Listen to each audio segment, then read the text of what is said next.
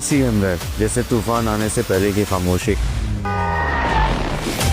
कहाँ जाओगी हारिस? मेरी बला से भाड़ में जाओ। इस इल्ज़ाम से रिहाई चाहती हूँ जो आपकी वजह से मैं एक ऐसे शख्स के साथ ज़िंदगी नहीं गुजार सकती जिसके दिल पर लग रहा है। ना ही आप मेरे हैं और ना ही मैं आपकी हो सकती हूँ। अजीब बेचैनी सी अंदर। मैं कोई और हूँ।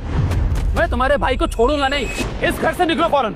ड्रामा सीरियल इल्ज़ाम इश्क का नेक्स्ट एपिसोड बहुत ज़्यादा इंटरेस्टिंग होने वाला है। नेक्स्ट एपिसोड में दिखाया जाएगा कि हादी बहुत ज़्यादा परेशान होगा, उसे कुछ भी समझ नहीं आ रहा होगा कि आखिर किस तरह वो हैया को सारा सच बताए। हादी जब इसी परेशानी के आलम में घर से बाहर जाएगा तो वो उसकी मुलाकात वहाँ पर हारिस से होगी। हादी जैसे ही हारिस को देखेगा उसे बहुत ज़्यादा गुस्सा आ जाएगा और वहीं पर हादी और हारिस के दरमियान हाथापाई शुरू हो जाएगी। हादी सब लोगों के सामने हारिस का बहुत ज़्यादा बुरा हाल करेगा।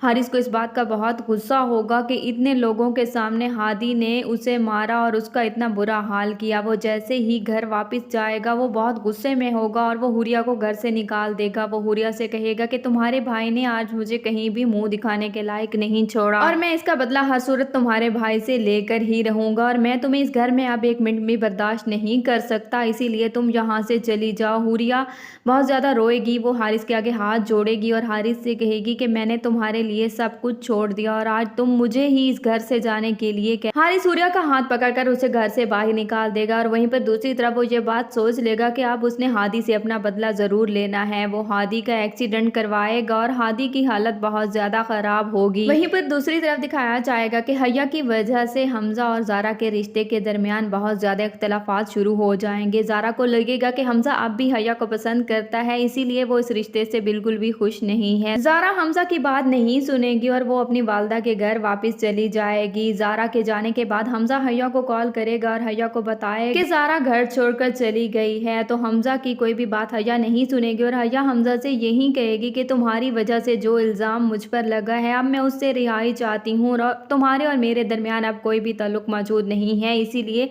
आइंदा मुझे फ़ोन करने की कोई भी ज़रूरत नहीं है। अभी जैसे ही हमजा की कॉल बंद होगी वहीं पर दूसरी तरफ हादी के दोस्त की कॉल आएगी हैया को और वो हैया को बताएगा कि हादी का एक्सीडेंट हो चुका है और उसकी हालत बहुत ज़्यादा ख़राब है। हैया जैसे ही ये बात सुनेगी वो बहुत ज़्यादा परेशान। हैया जब हादी से मिलने के लिए हॉस्पिटल जाएगी तो हादी जैसे ही हैया को देखेगा वो हैया से माफ़ी मांगेगा और हैया को सारा सच बता देगा।